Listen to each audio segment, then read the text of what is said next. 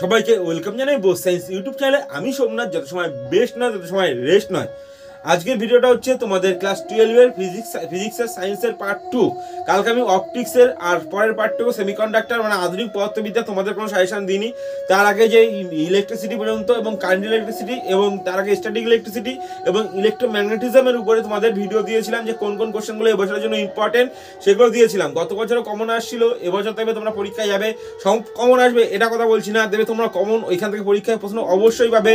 গত বছর 70-এর ভিতরে 30-এর উপরে 30 থেকে 40 নম্বরের উপর কমন আসছিল, এবছরও পাবে। আর ভিডিওটার পিডিএফ এর যে পাসওয়ার্ডটা সেটা সম্পূর্ণ ভিডিওতে শো করা হচ্ছে, সেটা তোমরা মনোযোগ সহকারে দেখে নাও, ঠিক আছে? দেবে 6 সংখ্যার পাসওয়ার্ড, আবার বলছি 6 সংখ্যার পাসওয়ার্ড ভিডিওতে স্টেপ বাই স্টেপ পাসওয়ার্ড দেখানো হয়েছে, 3বারে দেখানো হয়েছে, দুটো করে, ঠিক আছে? এবার চলো বেশি কথা না বলে মোবাইল ডিসপ্লেতে যাই।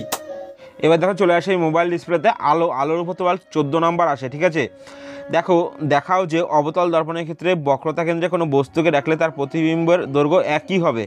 অথবা এর কোশ্চেন কী আসবে, বস্তু সমান আকার প্রতিবিম্ব পেতে হলে গোলীয় দর্পণে কোথায় তোমাকে বস্তু রাখতে হবে, ঠিক আছে? দ্বিতীয় যে কোশ্চেনটা এবছরের জন্য বিশাল ইম্পর্টেন্ট, দ্বিতীয় 2 নম্বরের যে কোশ্চেনটা, ঠিক আছে? ইউভিএফ সম্পর্ক দিয়ে নিউটনের এক্স ওয়াই সমান এফ সমীকরণটি প্রতিষ্ঠা করো। অনুরূপ কোশ্চেন কী দেবে, একটি অবতল দর্পণের ফোকাস দূরত্ব থেকে বস্তুর দূরত্ব এবং প্রতিবিম্বের দূরত্ব যথাক্রমে এক্স ও ওয়াই ও এফের মধ্যে সম্পর্ক স্থাপন করো।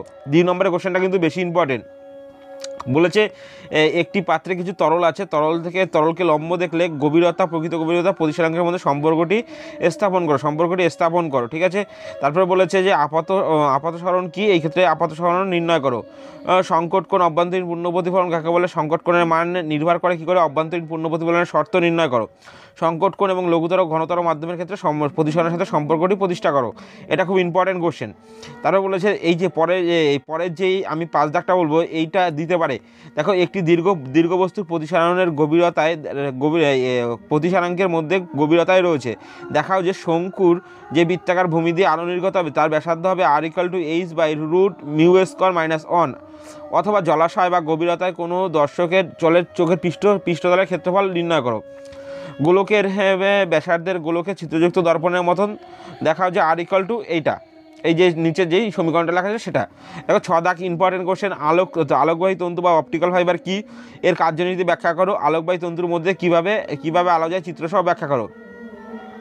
লেন্সের সমবায় কোশ্চেনটা, তুল্য ফোকাস দূরত্ব F1 বলতে কী বলছে, তারপরে দেখো F1 ও F2 এর অথবা কোশ্চেন কী আসতে পারে, F1 ও F2 ফোকাস দূরত্ব দুটি পাতলা লেন্সে পরস্পর স্পর্শ করে রয়েছে, এরকম তুল্যাঙ্ক ফোকাস দৈর্ঘ্য নির্ণয় করতে বলে দিয়েছে। তুল্যাঙ্ক ফোকাস কী হবে? তারপরে বলেছে কোনো লেন্সের ক্ষমতা বলতে কী বোঝো, লেন্সের ক্ষমতার একক কি, F ও F2-র ফোকাস দৈর্ঘ্য দুটি পাতলা লেন্সে পরস্পরকে স্পর্শ করে রাখা হলে ওই লেন্সের সমবায় ক্ষমতা কত হবে, লেন্সের এক্স ব্যবধানের তড়িৎ তুল্যাঙ্ক কত হবে। দেখো সমবায়ের যে কোশ্চেনটা সেটা দুটো কোশ্চেনই খুব ইম্পর্টেন্ট। সমবায়ের কোশ্চেনটা, বস্তু ও পর্দা স্থির থাকলে মধ্যবর্তী স্থানে উত্তর লেন্স দুটির মধ্যে আনা হলে প্রতিবিম্ব যথাক্রমে I1 ও I2 হলে দেখাও যে বস্তুর আকার O=√I1/I2 হবে। প্রিজমের চ্যুতির রাশিমালা, আপাতকোণের পরিবর্তনের সাথে চ্যুতিকোণের কীরকম পরিবর্তন হয় তার লেখচিত্রের সাহায্যে দেখাও। ন্যূনতম চ্যুতি ও প্রিজমের প্রতিসরণের ক্ষেত্রে প্রিজমের উপাদানের প্রতিসরাঙ্ক নির্ণয় করো।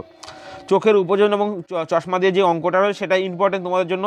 তরঙ্গমুখ কাকে বলে, হাইগেনসেনের নীতি বিবৃতি করো এবং ব্যাখ্যা করো।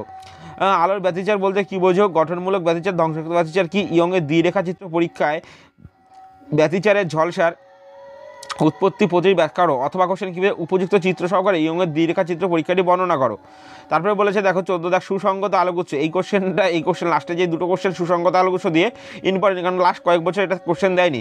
আলোকগুচ্ছের বৈশিষ্ট্য কি, এটি সুসংগত আলোকগুচ্ছের নাম কেন লেখো, কীভাবে সুসংগত আলোকগুচ্ছ সৃষ্টি করা যায়, বিভিন্ন প্রাপ্ত সুসংগত আলোকগুচ্ছের উদাহরণ দাও, ঠিক আছে?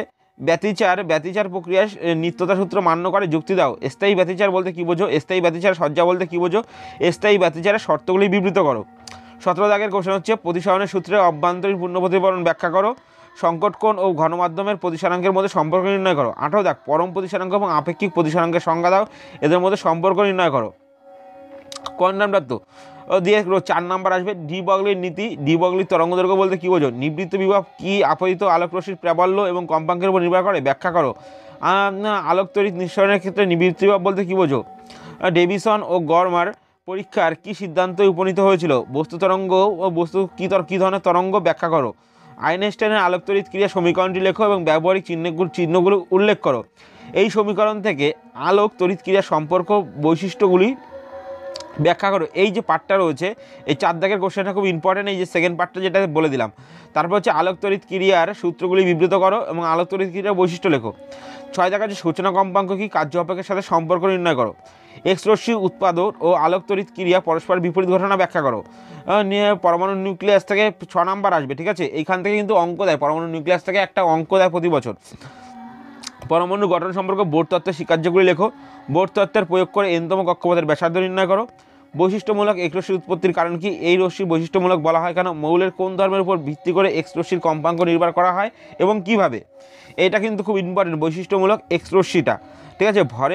ভর সংখ্যার সাথে নিউক্লিয় বন্ধন শক্তির সংক্রান্ত লেখচিত্রটি অঙ্কন করো। এই লেখচিত্রের সুস্মির এবং তারের অঞ্চল দুটি চিহ্নিত করো। তেজস্ক্রিয় বিঘটনের সূত্র লেখো। তেজস্ক্রিয় বিঘটন ধ্রুবক কি, এই সূত্রটি প্রতিষ্ঠা করো। তেজস্ক্রিয় বিঘটনের অর্ধায়ুকাল এবং গড়ায়ুকালের অঙ্ক কতবার আসছে, এবার কিন্তু সমীকরণটা দিতে বলে এবং কাকে বলে। 29 কেজি পদার্থের অধ্যয়নের বিঘটনের মধ্যে সম্পর্ক নির্ণয় করো। নিউক্লিয় বন্ধন শক্তি এবং ভর ত্রুটির সংজ্ঞা দাও, এদের মধ্যে সম্পর্ক কি। তেজস্ক্রিয় ক্ষয়ের বিবৃতি দাও। সেমিকন্ডাক্টর 8 নাম্বার আসবে, ঠিক আছে, সেমিকন্ডাক্টর দিয়ে। এবং গতবার এই সেমিকন্ডাক্টর দিয়ে আমি যে কোশ্চেন দিয়েছিলাম সেখান থেকে প্রচুর কোশ্চেন কমন আসছিল, যতগুলো সেমিকন্ডাক্টরের কোশ্চেন দিয়েছিল সমস্তগুলো কমন আসছিল। এবার দেখে নাও, পিএন জাংশন কি, অথবা পিএন ডায়োড কি, অথবা পিএন ডায়োড কাকে বলে, অথবা অর্ধপরিবাহী ডায়োড কি, অথবা পিএন সংযোগী ডায়োড কি, তারপরে পিএন বায়াসিং বলতে কি বোঝো, পিএন বায়াসের সময় কয় প্রকার এবং কি কি। এটা কিন্তু খুব ইম্পর্টেন্ট কোশ্চেন, ঠিক আছে। তারপর হচ্ছে সবকটা কোশ্চেনের মানেই একই রকম। নিঃশ্বাসিত অঞ্চল বলতে কী বোঝো, কী কী বিষয়ের উপর নির্ভর করে। একটি পিএন সংযোগের বস্তুর সম্মুখ এবং বিপরীত বায়াসের বৈশিষ্ট্য লেখো, অঙ্কন করো। অথবা কোশ্চেন কী আসতে পারে, ডায়োডের বৈশিষ্ট্যপূর্ণ লেখো অঙ্কন করো। এবার অথবা কোশ্চেন কী আসতে পারে, একই কোশ্চেন কিন্তু, পিএন সংযোগের ডায়োডের বৈশিষ্ট্যপূর্ণ লেখো অঙ্কন করো। দেখো 4 দাগে জেনার ডায়োডের ভিআই লেখচিত্র অঙ্কন করো। ইনপুট ভোল্টেজের স্পন্দনশীলতার কারণ কি। ফটোডায়োড কি, ফটোডায়োডের ভিআই লেখচিত্র আইভি লেখচিত্র ও স্বপরিবাহী চিহ্নিত অঙ্কন করো। ট্রানজিস্টরের ইনপুটের বৈশিষ্ট্যপূর্ণ লেখো বলতে কী বোঝো। সি সংযোগ ব্যবস্থায় ট্রানজিস্টরের ইনপুট বৈশিষ্ট্য লেখো অঙ্কন করো। সি সংযোগ ব্যবস্থায় ট্রানজিস্টরের আউটপুট বৈশিষ্ট্য অঙ্কন করো। তারপর হচ্ছে পিএনপি বিবর্ধকের ব্যবহার লেখো, বর্তনী চিত্র সহ লেখো। আর দেখো সমস্ত যেটা গেট রয়েছে এবং তার ট্রুথ টেবিল রয়েছে এবং binary two decimal, decimal two binary, এই যে এইখান থেকে 3 নাম্বার কিন্তু কমন পাবে তোমরা। কত নাম্বার কমন পাবে, 3 নাম্বার কিন্তু প্রতি বছর 3 নাম্বার দেয়। এবার দেখো পরের কোশ্চেন হচ্ছে লাস্ট চ্যাপ্টার, তোমাদের যেখান থেকে 3 নাম্বার দেবে, একটা শর্ট কোশ্চেন দেবে, একটি 2 নাম্বারের কোশ্চেন দেবে। মডুলেশন বলতে কী বোঝো, বাহক তরঙ্গ বেতার তরঙ্গ কি, বিস্তৃত তরঙ্গ বা মডুলেশনের সূচক বলতে কী বোঝো, মডুলেশনের সূচকের গুরুত্ব কী। বিস্তৃত মডুলেশনের ক্ষেত্রে বাহক তরঙ্গ এবং তত্ত্ব সংকেতের সমীকরণটি লেখো, তরঙ্গের সমীকরণ লেখো, চিত্র হলো। তারপর হচ্ছে 3 দাগের কোশ্চেন, মডুলেশনের সূচনা গুরুত্ব কী। ডিমডুলেশন বলতে কী বোঝো। 4 দাগ হচ্ছে বেশি দূরত্বের স্থানে টিভি সম্প্রচারণের ক্ষেত্রে উপগ্রহ ব্যবহার করা হয় কেন। এবং এর মাঝখানে দেখো তোমাদের আমি পিডিএফের পাসওয়ার্ড দিয়ে দিয়েছি, তোমরা দেখতে পাবে এবং আমার টেলিগ্রাম গ্রুপ, হোয়াটসঅ্যাপ গ্রুপে সমস্ত জায়গায় তোমরা পিডিএফগুলো পেয়ে যাবে। আশা করি তোমরা খুব ভালো পরীক্ষা দেবে এবং পরীক্ষা কেমন হয়েছে সেটা তোমরা অবশ্যই জানিও।